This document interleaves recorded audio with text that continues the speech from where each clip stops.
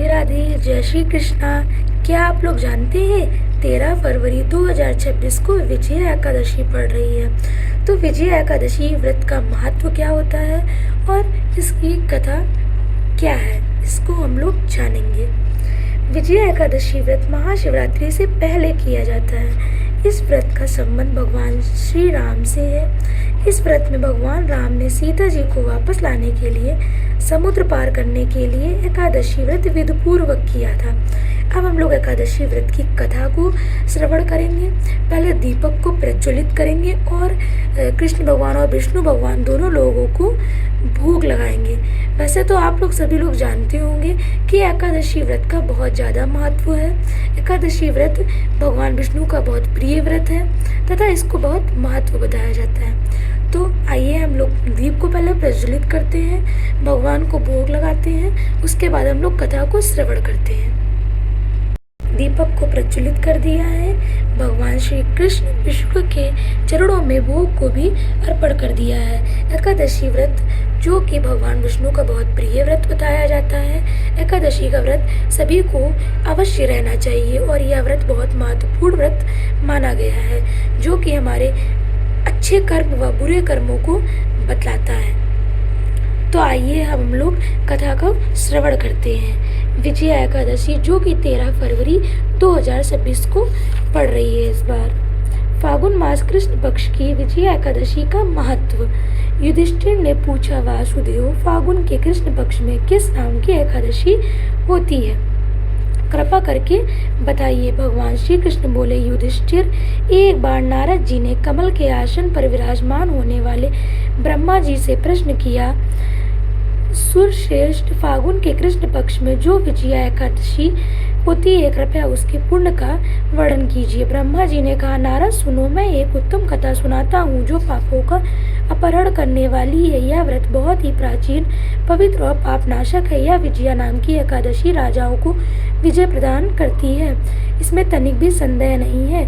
पूर्व काल की बात है, भगवान श्री राम 14 वर्ष के लिए वन में गए और वहाँ पंचवटी में सीता और लक्ष्मण के साथ रहने लगे। वहाँ रहते समय रावण ने चपलता वंश विजय श्री राम की तपस्विनी पत्नी सीता को हर लिया। उस दुख से श्री राम व्याकुल हो उठे। उस समय सीता जी की खोज करते हुए वन में घूमने लगे। कुछ दूर जाने पर उन्हें जटायु मिले, जिनकी आयु समाप्त हो चुकी थी। इसके बाद उन्होंने वन के भीतर कंबंद नामक राक्षस का वध किया। फिर सुग्रीव के साथ उनकी मित्रता हुई। तत्पश्चात श्री राम के लिए वानरों की सेना एकत्रित हुई। हनुमान जी ने लंका के उद्यान में जाकर सीता जी का दर्शन किया। उन्हें श्री राम की चिन्ह स्वरूप मुद्रिका प्रदान की, या उन्होंने पुरुषार्थ का काम किया। वहाँ से लौटकर वे श्री रामचंद्र से मिले और लंका का सारा समाचार उनसे निवेदन किया। हनुमान जी की बात सुनकर श्री रामचंद्र ने सुग्रीव की अनुमति ले लंका को प्रस्थान करने का विचार किया और समुद्र के किनारे पहुंचकर उन्होंने लक्ष्मण से कहा, सुमित्रा नंदन, किस पुण्य से इस समुद्र को पार किया जा सकता है? यह अत्यंत अगाध और भयंकर जल जंतुओं से भरा हुआ है। मुझे ऐसा कोई उपाय नहीं दिखाई देता जिससे इसको सुगमता से पार किया जा सके। लक्ष्मण बोले, महाराज, आप ही आदिदेव और पुराण पुरुषोत्तम हैं। आपसे क्या छिपा है? यहाँ दीप के भीतर बकलाधप नामक मुनि रहते हैं। यहाँ से आधे योजन की दूरी पर उनका आश्रम है। रघुनंदन, उस प्राचीन मुनीश्वर के पास जाकर उन्हीं से इसका उपाय पूछिए। लक्ष्मण जी की यह अत्यंत सुंदर बात सुनकर श्री रामचंद्र जी ने महामुनि बकलाधप से मिलने के लिए गए। वहां पहुंचकर उन्होंने मस्तक झुकाकर मुनि को प्रणाम किया। मुनि उनको देखते ही पहचान गए। ये पुराण पुरुषोत्तम श्री राम जी हैं, जो कि किसी कारणवश मानव शरीर में अवतीर्ण हुए हैं। उनके आने से महर्षि को बड़ी प्रसन्नता हुई। उन्होंने पूछा, आप कैसे यहाँ आगमन हुआ?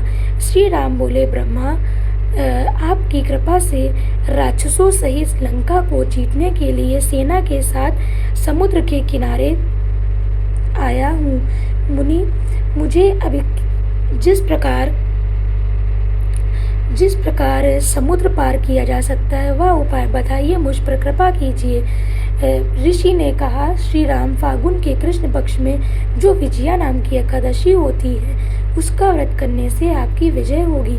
निश्चय ही आप अपनी वानर सेना के साथ समुद्र को पार कर लेंगे। राजन, अब इस व्रत की फलदायक विधि सुनिए। दशमी का दिन आने पर एक कलश स्थापित करें। वह सोने, चांदी, तांबे व मिट्टी का भी हो सकता है। उस कलश को जल से भरकर उसमें पल्लव का डाल सकते हैं। उसके ऊपर भगवान नारायण के स्वर्णमय विग्रह की स्थापना करें। फिर एकादशी के दिन प्रातःकाल स्नान करें। कलश को पुनः स्थिरता पूर्वक स्थापित करें। माला, चंदन, सुपारी तथा नारियल आदि के द्वारा विशेष रूप से उसका पूजन करें।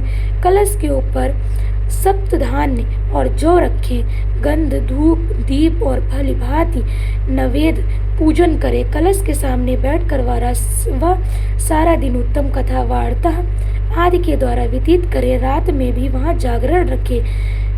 अखंड व्रत की सिद्धि के लिए घी का दीपक जलाएं। फिर द्वादशी के दिन सूर्योदय होने पर कलश को किसी जलाशय के समीप, नदी, झरने या पूरखे के तट पर जाकर स्थापित करें और उसकी विधिवत पूजा करके देव प्रतिमा सहित उस कलश को भी वेद वेता ब्राह्मण के लिए दान करें। महाराज, कलश के साथ ही और भी बड़े बड़े दान देने चाहिए। श्री राम, आप अपने युद्धपतियों के साथ इसी विधि से प्रत्यंत पूर्व विजया का व्रत कीजिए, इससे आपकी विजय होगी। ब्रह्मा जी कहते हैं, नारद यह सुनकर श्री रामचंद्र जी ने मुनि के कथा अनुसार उस समय विजया एकादशी व्रत किया।